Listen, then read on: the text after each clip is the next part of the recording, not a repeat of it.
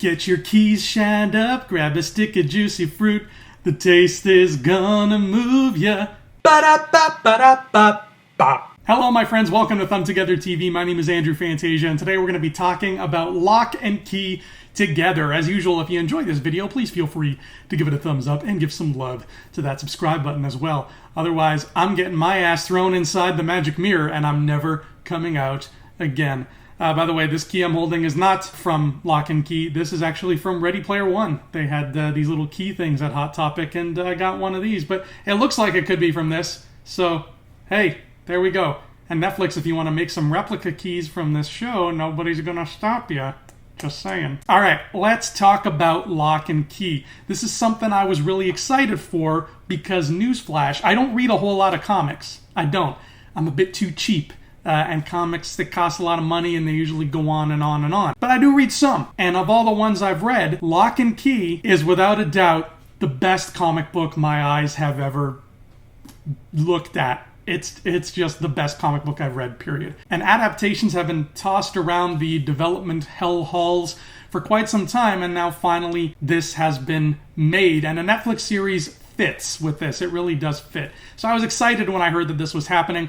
Now it's finally out, and what is my verdict on the Locke and Key show? This was going to be tricky to review, because here's the thing. I don't like being one of those guys who's always like, when a movie comes out that's based on something, I don't like being that person who's always like, well, you know, in the original source material, they did a much better job. I hate being that because that makes me sound like a killjoy, and I don't want to be a killjoy. I want everybody to enjoy everything. And if you enjoy the Locke and Key show, great, I want you to. And I enjoyed the Locke and Key show.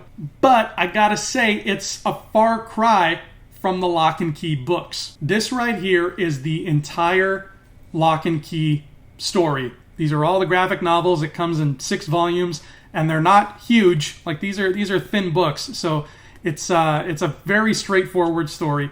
And in the show, the story that it tells, it deviates a lot, but it kind of tells up to this point.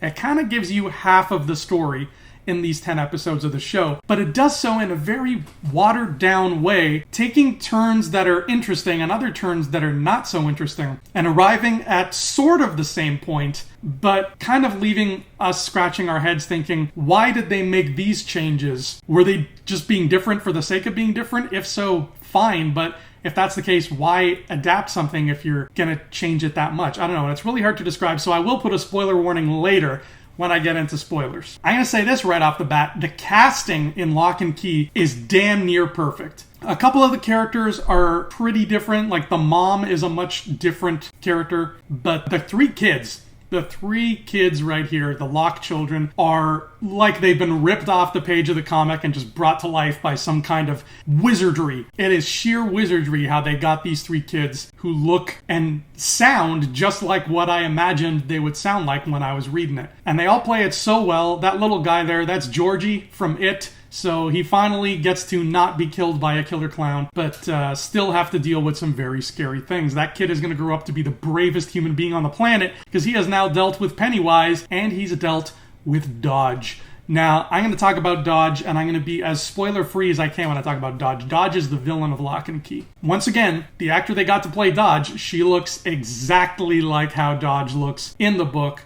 Wow, it's uncanny. Again, great casting job. Now, here is where things skew a little off for me. Once I completed this story, I walked away from it with a lot of feelings going on, but one of the things that I took with me was Dodge is one of the best villains in pop culture, as far as I'm concerned. Not necessarily, you know, there's not anything different about her, about what she wants to do. She's not unique in that way, but I give her that distinction of being one of the best villains because she was scarier than many villains that I've seen, in the sense that the whole time, you know, from the second you meet her in the first one to like the second the story ends, she is just this powerful force of nature who's always one step ahead of all the good guys, and she does awful, horrendous things to everybody. Young, old, like man, woman, child, whatever. No matter who you are not safe from Dodge. She will kill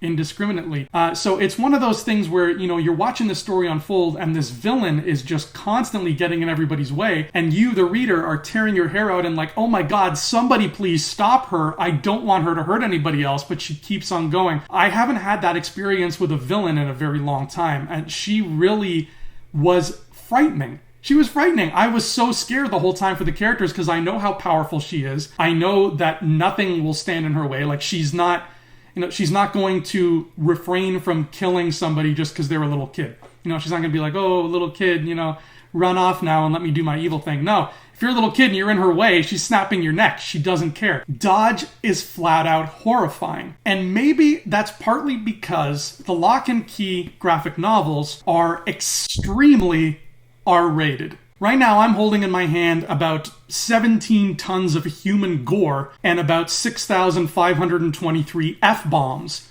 This is a very R-rated story. Locke and Key on Netflix is PG-13 at best. Locke and Key is a family-friendly show. It's not, for little kids because they'll be scared and there's some swearing. But, there's less swearing in this than there is in, like, The Goonies and Back to the Future, and we all watched those without a fuss as kids. So they took all of those aspects of the R-ratedness and just trimmed it down to a very soft PG-13 and just said, okay, roll with that. Like there's a tiny bit of blood, there's some mild cursing, and there's some mild scariness. That's all you get in Locke and Key. And that's fine. You don't have to be R-rated. Most of the time, I prefer things that are made for everybody, like Goonies and Back to the Future. But because I am familiar with the way the story was told and how horrific it was, now that I'm seeing the PG-13 cut of that, I feel like I'm watching a very watered-down version. Which is weird because a lot of the same stuff still happens. Dodge still does a lot of the same things. It's just the complete dark ugliness of what she does is taken away and softened to the point where she just kind of feels like a generic comic book villain now. Now she's just like, I'll get those keys if it's the last thing I do. Murder! But the murder is softer and less sad. Then there's the big Dodge twist. And I'm going to put a spoiler warning up now because this is a big spoiler for the show. All right? You've been warned. The thing about Dodge is she's not a she. She's a he. She's always been a he who has been masquerading as a she. And we get this really great turnabout very early on in the comic book story, like right in the middle of the first book, where we see Dodge's true form, where she is a young man. But the kids, the Locke children, don't know that. The Locke children always picture their enemy as this woman. So when this young man struts into their life pretending to be their friend and cozying up to them, we the reader know, that's Dodge, that's the bad guy, somebody kill him, don't let him in your house, stop making friends with him, stop trusting him with your secrets. And he's just sitting there, he's like, yeah, I'm totally your friend, tell me more about these magic keys. The heroes are oblivious, the villain always has the upper hand, and we the reader are screaming into our fists, wondering when and how they're going to stop this villain. It is 100% tension from start to finish. The Locke and Key books are the most tense hero-villain dynamic you will ever see in a comic book, I promise. And that dynamic doesn't exist in Locke and Key yet. Because here's the thing, there's a photograph of the real Dodge that gets passed around on this show, except everybody sees the photograph, so everybody knows what this guy looks like. So the second he walks into the world as his true form, everybody's like, that's the bad guy. And that tension is gone. So the show has effectively eliminated, for me, the most intense, frightening part of Locke and Key, which was the fact that we're watching the villain, who is essentially the main character, because we see all of his plotting and planning, and we see everything that he does. We're along for that ride. They took away all of that and just kind of kept it focused on the good guys and eliminated the whole hidden identity thing. And that was really bumming me out because that was one of my favorite aspects of this book. Then that last episode comes around and they pull that about face on us where they're doing essentially the same thing, but with a different twist. So now this other guy, Gabe, has been Dodge this whole time. And now Eden, the popular girl, has one of the monsters from the Black Door inside her as well. I will admit, Netflix, you got me there. Because now I have no idea where this is going next. The whole concept of another one of those things coming into another human being through the door is something that Dodge was trying to do throughout the whole series. So the fact that we end season 1 of the show with him actually accomplishing that goal, now it feels like all bets are off. Now, even a person who has read the story has no idea where it's going to go next. So that I applaud Locke and Key for 100%. They're taking a different route, and I like that. They're surprising me. Now I'm looking forward to season 2. Up until that final reveal, I wasn't. Because it felt like they were just telling the whole story in one season. And I was like, whoa, slow down. You have watered down everything. Now you're just going to rush to the conclusion? Don't do this. And they didn't do that. Thank heavens. All right, spoilers gone. Get that spoiler warning out of the way. In conclusion, apart from that final twist, I had to say that the Locke and Key series for me really was just the tepid, flat version of what we got in this. I promise you, this graphic novel series is funnier, sadder, and scarier than everything that happened in the Locke and Key show. And that might not sound like that huge of an accomplishment until you realize that this is a comic book I'm talking about here. Comic books are usually not sad or funny and definitely not scary. But this got all the emotions out of me. I laughed reading this, I cried reading this, and I was frightened reading this. Joe Hill and Gabriel Rodriguez somehow found a way to put jump scares in a comic.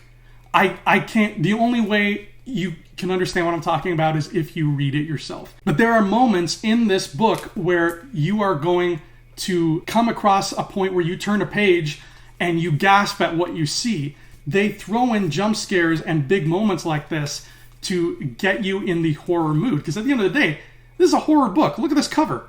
There's a haunted house and a key with a skull on it. That you don't get more horror than that. And Joe Hill is the son of Stephen King, so you're getting horror on the East Coast, whether you like it or not. I'm really curious to see where the show takes the story next. I think that was their intention. But it's weird because the comic is so cinematic in the way it's presented. You literally could have just adapted it panel for panel, shot for shot, and you would have had a masterful TV show on your hands. But it's like they didn't do that. They were making a generic show, and then at the 11th hour, they realized, oh crap, we could have just done this instead. Let's work on some way to fix it. And they just threw in that twist at the 11th hour, and somehow that twist worked. That was the hook that got me, that final moment. Otherwise, the whole show, I was like, this is fine, and nothing else. Like, I don't care if there's a season 2, this is fine. Then we get to that hook, and now I care. So if you enjoyed the show, great, keep enjoying the show. I'm going to keep enjoying the show, and I think season 2 is really going to delight and surprise me. But please do yourselves a favor. Find this graphic novel series. It's not expensive. These are small books. And dive into the world of Locke and Key for realsies, because this, I promise you, is a story worth being told. Anyway, that has been Locke and Key. That has been Thumb Together TV. My name is Andrew Fantasia. I will see you here next time. And until then, adios.